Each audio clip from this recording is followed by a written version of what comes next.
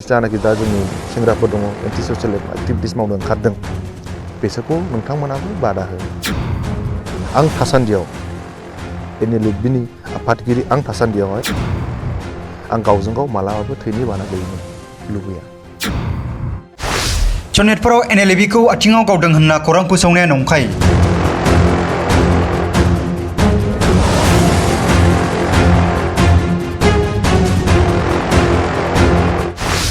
बिसोरो एनएलएफबिनि सोद्रोमा नङामोन।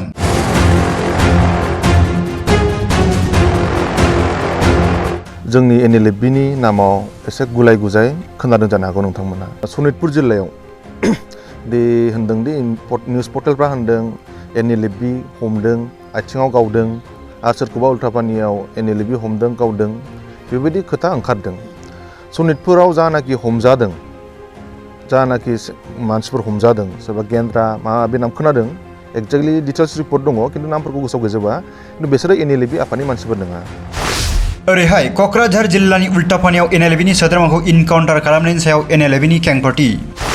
जायफोरा एनएलएफबिनि मुं लानानै समाजनि बेरेखा खामानि मावगासिनो बिसोरो एनएलएफबिनिफ्राय थांनाय मार्च दाननि 28 खालारावनो आफादनिफ्राय डिसचार्ज खालामनाय जाखाबायमोन। थांनाय 28 तारिख मार्चनि 2022 क'क्राझारावहाय माने खालारखालि क'क्राझार एनएलएफबि डिजिटेड केम्पआवहाय जोङो जेनेरेल मिटिं प्लास काउन्सिल मिटिं जादोंमोन। बेहाय जोङो माखासे जोंनि जानाखि केडार्सफोर दङ एनएलएफबिनि जानाखि ससियेल एन्टि ससियेल एक्टिभिटिस मावबाय थादोंमोन बेखौ जोङो डिसचार्ज होनाय जादों।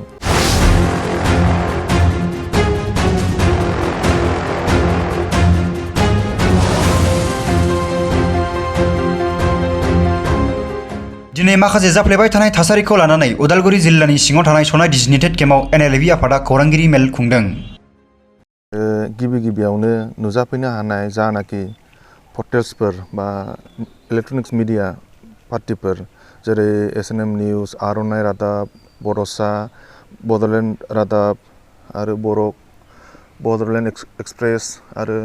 बड'लेण्ड बुब्लि मिडियानि नोंथांसिम हामलायहरनायखौ आं जासिहरबाय। दिनैहाय जानाखि जों प्रेस मिट लादों दा माने नोंथांमोना नुदों जानो हागौ जोंनि एनएलएफबिनि नामाव एसे गुलाय गुजाय खोनादों जानो हागौ नोंथांमोना। दा बिनि इस्युखौ लानानै माखासे जिनिसफोरखौ आं दा सावरायनो सानदों। जोङो थांनाय 28 तारिख मार्चनि 2022 क'क्राझारावहाय माने खालारखालि क'क्राझार एनएलएफबि डिजिटेड केम्पआवहाय जोङो जेनेरेल मिटिं प्लास काउन्सिल मिटिं जादोंमोन। बेहाय जोङो माखासे जोंनि जानाखि केडार्सफोर दङ एनएलएफबिनि जानाखि ससियेल एन्टि ससियेल एक्टिभिटिस मावबाय थादोंमोन बेखौ जोङो डिसचार्ज होनाय जादों। दा माखासे जोंनि जानाखि केडार्सफ्रा डिसचार्ज जादों जों बिनि लिस्टफोरखौ जों नोंसोरनो गथायगोन जाहाथे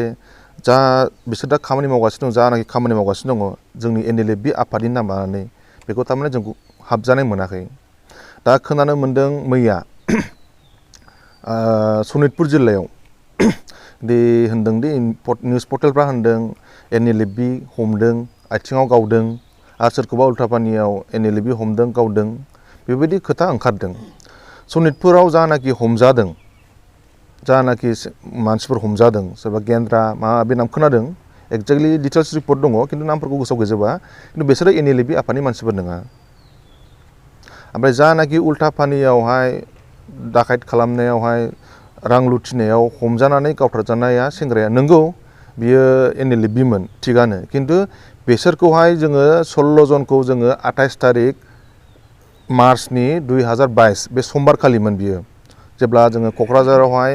एनएलएफबि डिजिटेड केम्पआवहाय जों काउन्सिल मिटिं प्लास जेनेरेल मिटिं जयै सावरायलायनानैहाय जोङो बिसोर केडार्सफोरखौहाय जोङो माबा खालामदोंमोन मा होनोमोनलायो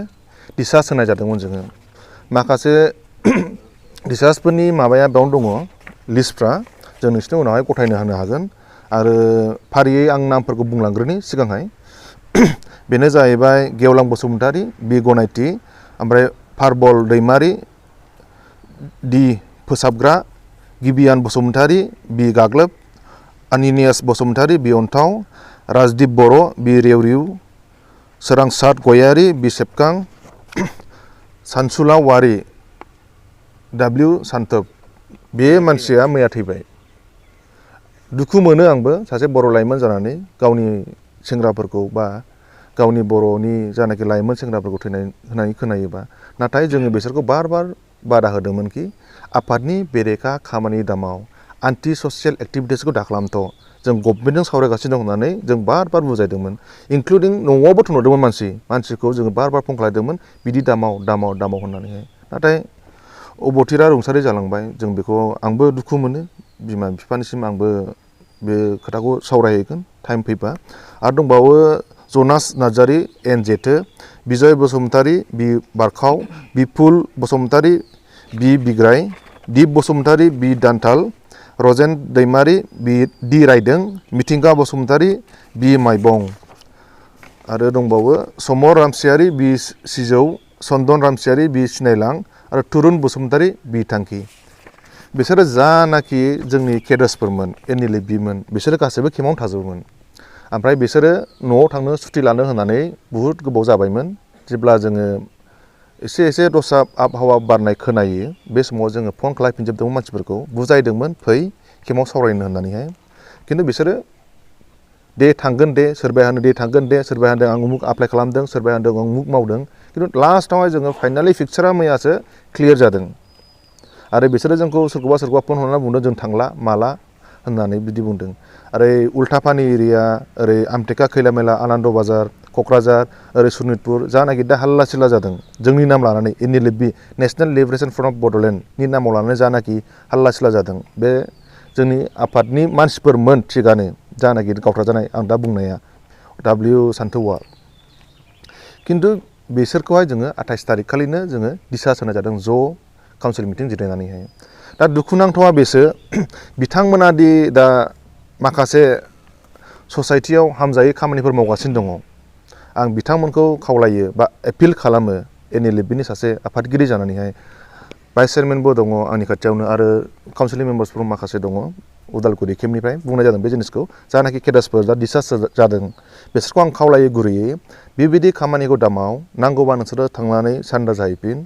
एन्टि ससियेल एक्टिभिटिसखौ मावबाय थानायखौ जोङो रावनिबो दुश्मनबो नङा जों रावनिबो हेंथाबो मावा जों नोंसोरखौ नागिरनोबो थाङा खिन्थु जों खावलायो बेबायदि दामाव जाहाथे रायजो राजाफ्रा जानाखि गोरिब गुन्द्राफोर दङ हाग्रा सेर बिसोरखौ सान्थि थानो होआ आरोखि हायोबा नोंसोर ज' फै पुलिसनि आखायाव नोंसोर रायलाय खिन्थु बेबायदि थाखोमा सोरखौबा दम दाखायत खालामनानै बा सोरखौबा हाथियार देखायनानै गोरिब गुन्द्रा बा सोरनाबा माइ फाननाय सोरनाबा गय फाननाय बेफोरबायदि फैसाखौ माबा खालामनानै लांनो नाङा दम होनानै लांनो नाङा आं गुरैयै खावलायो आरो खनसेबाव मैयाहाय बिटिसिनि आइजिपि डक्टर एलआर बिष्णु ओमफ्राय एसपि क'क्राझारनि पार्टिक टिउबे आरो एडिसनेल एसपि सुरजित सिं बिसोरो मैया क'क्राझार एनएलएफबि केम्पआव थांदोंमोन डिजेन्टेड केम्पआवहाय जों ज' सावरायदों बिसोरो होनदों सानबासो टाइम जों होगोन बेयाव जुदि फैफिननो हायोबा बेबायदि खामानिखौ जुदि गारोबा जोङो अपारेसन खालामा खिन्थु सानबानि गेजेराव जुदि सफैयाबा बा कन्टेक्ट लायाबा पुलिसफोरजों बिसोरो अपारेसन खालामगोन आरो दा लेटेस्ट जोंखौहाय दा इनफरमेसन होनायावहाय जिपि सिं सारजों हिरेनाथजों बेबायदि जिनिसफोरखौ बिसोर बाबाय मानो होनबा बर'नि गेजेराव बार हाथियार देग्राफोर जाबाय थायोबा माने पुलिस प्रशासननि साइडनिफ्रायबो थारमाने एक्सकिउस होनाय जिनिसखौ दोननो नागिरा बेनिखायनो आङो जानाखि दा बिथांमोना जुदि बे प्रेस मिटखौ जुदि मोनोबा बा खोनायोबा आं गुरैयै खावलायो बेफोरबायदि खामानिखौ दामाव दे डिसार्ज जाबाय जोब्बाय एनएलएफबि आफादाव नोंसोर गैला थिगानो खिन्थु नोंसोरो पुलिसफोरजोंहाय बा जगाजग खालामनानै बा बबेबा मिडिया पार्सनफोरजों जगाजग खालामनानै नोंसोरो सान्दा जानाया मोजां आं बेखौसो खावलायो जाहाथे आङो सासे सेंग्रा लाइमोन जानानै आंबो सासे बर'थ' आङो दा थैलायनायखौ बायो सासे बर' थैनायाव जोंहा बेसेबां खहा जायो सासे गथ'आ जुदि 25 बोसोर सेंग्राया जुदि थैयोबा गावजों गाव दावराव दावसि जालायनानै थैयोबा बा 25 बोसोर जों सासे मानसिखौ नेफिननांगौ जायो दा बेफोरखौ सानोबा बेफोरखौ मिथियोबा बा बुजियाखैमोनबा खिन्थु बुजिनानै ला फैफिन न'खरखौबो दुखु होनो नाङा बिदा फंबायफोरखौबो दुखु होनो नाङा दा जुदि नोंसोर जुदि बिदि उतपात खालामबाय थायोबा न'खराबो प्रेसार मोनगोन बिमा बिफाफ्राबो दुखु मोनगोन बुहुद रोखोमनि जालांनायनि चान्स दङ आरोखि बिनिखायनो बिथांमोनखौ आं खनसेबाव आरोबाव गले गले गुरैयै खावलायबावो बिदि खामानिखौ गार आरो नोंसोरो पुलिसनि आखायाव बा माबा मोनसे संगठननि थ्रुयै पुलिसनि आखायाव गथायनानै ला। ओमफ्रायो दा मैयानि घटनाखौ आङो बुंफिनबावनोसै सनितपुरनिखौ आरो उल्टापानिनिखौ। उल्टापानिनि केसा जाहैबाय बिसोरो दाख्लैहाय आनन्द बाजार चिरां गोलैयो आरोखि बेयो नङा बे जायगा जाथाय जाग्रोनाया बे थिख्लागुरि मिलन बाजार साइडनियाव जानाखि घटना जादों मोनायाव थांनाय सानसे सिगां फैसा लांदों 2 लाख थाखा लांदों सना रुफा लांदों होननायाव इनभल्भ दंमोन बे माबाया मा होनोमोनलाय सानसुला वारिया बेयो न'आ क'क्राझार माबानि मा होनोमोनलाय कुसुगाव साइडनि खासिबारिनि बे मानसिया बेखौ जेब्ला हमनानैहाय खारदों ना मादों होनदों जोंथ' पुलिसफोरनि बुंनायसो बियो खिन्थु एनकाउन्टाराव थैदों होनदों आरोखि माने गावजादों खारनायावहाय बेखौ जोंनो मैया खोन्थाफैदों ओमफ्राय बिसोरबो दुखु फोरमायफैदों जोंबोथ' बिदि गावनो सानाखैमोन नाथाय आखायाव हाथियार दङ बेखायनो जोंखौ गावनायखाय जों गावनांदों होननानै मैया खोन्थाफैना लादों आरोखि बिसोरबो दुखु फोरमायदों गेजेरावहाय थारमाने जोंबो बेबायदि बर' लाइमोनफोरखौ बिदि गावनो जोंबो लुगैया जों थैजानोबो लुगैया होननानै बिथांमोनाबो फोरमायफैदों। दा साननो हागौ बा माखासे मानसिफ्रा ससियेल मिडियायाव नुयो उमुक लिरो माबा माबि लिरलाबायो दा आसेहल आङो दा Nlfb जानाखि जों संगठन दङ मोननै केम्प दङ जोंना दा मोनसेया जाहैबाय उदालगुरि नैबे दा प्रेस मिट होनाय जायगा मोनसेया दङ क'क्राझार दा बे मोननै केम्पआव मा प्रब्लेम जादों मा प्रब्लेम जायाखै बाहेरनि मानसिया बारा मिथिया जों मिथियो बांसिन जों मा फेस जायो मा फेस जायाखै जोंनि सावरायनायाबो आवगायलांगासिनो दङ जेब्ला मोनसे स्टेजाव आवगायहां जायो अब्लानो मोनसे नङा मोनसे प्रब्लेम क्रिएट जानानै होयो दा आङो बिटिआर गभर्नमेन्टखौबो खावलायो जाहाथे जोंनि सावरायनायावहाय बिथांमोना दे हेफाजाब दाहाथों नाथाय हेंथाबो दाहाथों आं बेखौ खावलायो बिटिआर गभर्नमेन्टनिफ्रायबो जोङो दा रावनिफ्रायबो जों फाइनान्सियेल हेल्प मोना आसाम गभर्नमेन्टनिफ्राय एसे एनै सफैयो खिन्थु केम्प मोननै सालायनो बे हाया बिटिआर गभर्नमेन्टनिफ्रायथ' जों मोनखाया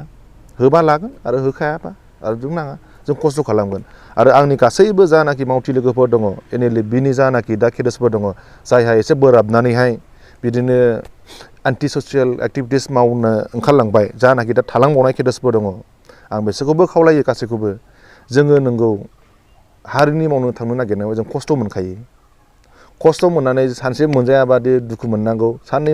गस्ला गामसा जुदि मासाव जुदि मोनाबादि दुखु मोननांगौ बेबायदि गैया नांगौबा ज' राननानै थागोन ज'यैनो खस्थ' खालामलांगोन खिन्थु फिथाइया सानसेबाबो थाहैगोन आं बेखौ फोथायनाय दङ जोङो ज'यै खस्थ' खालामलांगोन जानाखि केडेट्सफोर दङ आङो दहायबो रायलायबाय मैयाबो रायलायदों मैयाबो बुजायदों सेंग्राफोरखौ मोनजाबा जागोन मोनजायाबा राननानै थागोन खिन्थु जोङो एन्टि ससियेल एक्टिभिटिसखौ मावथ'वा जेब्लानासिम जोंनि थांखियाव सौहैया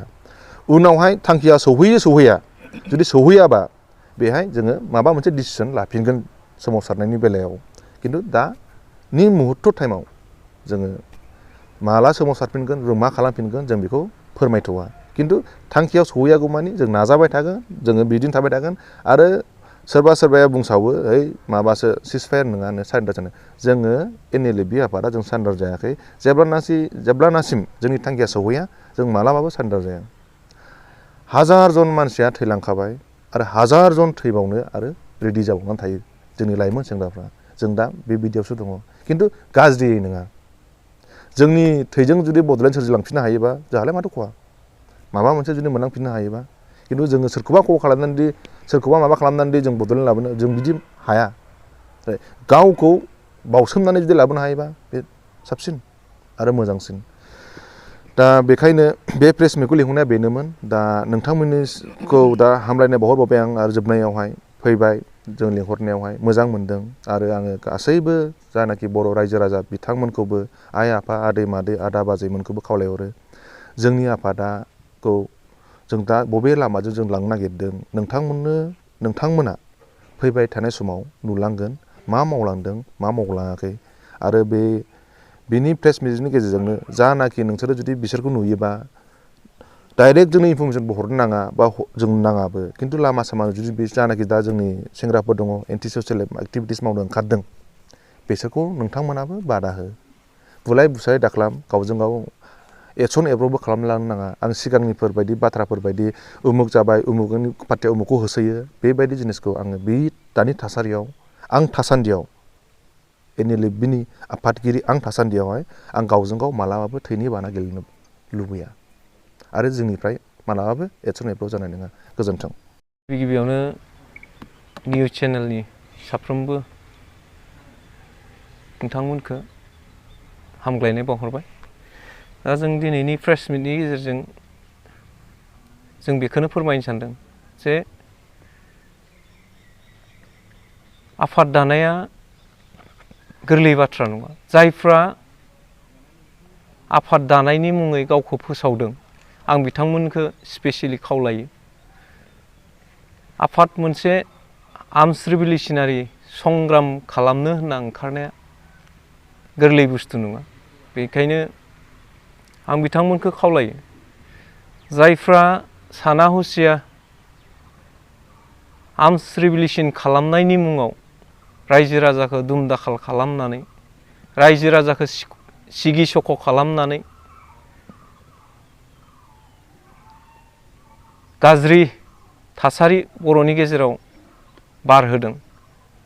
बिथांमोना बेखौ बन्द' खालामनांगौ आरो बिथांमोननि जि साननाय बे साननायखौ बन्द' खालामनांगौ। मानोना संग्रामा गोरलै बुस्थु नङा। हाथियार लानानै हाग्रायाव थानायल'जों संग्राम जाया। बिनि साननाय बिनि गियान मेलेम फारफ्रोमनिफ्रायबो जों स्ट्रं जानांगोन अब्लासो जों मावलांनो हागोन। दा जिफोरखौ नुबाय जोङो जायफ्रा एनएलएफबि आफादनिफ्राय डिसचार्ज होजादों बिथांमोनखौ जोङो मा मावलांगोन बेखौ जों सानस'नोनो हाया। गतिके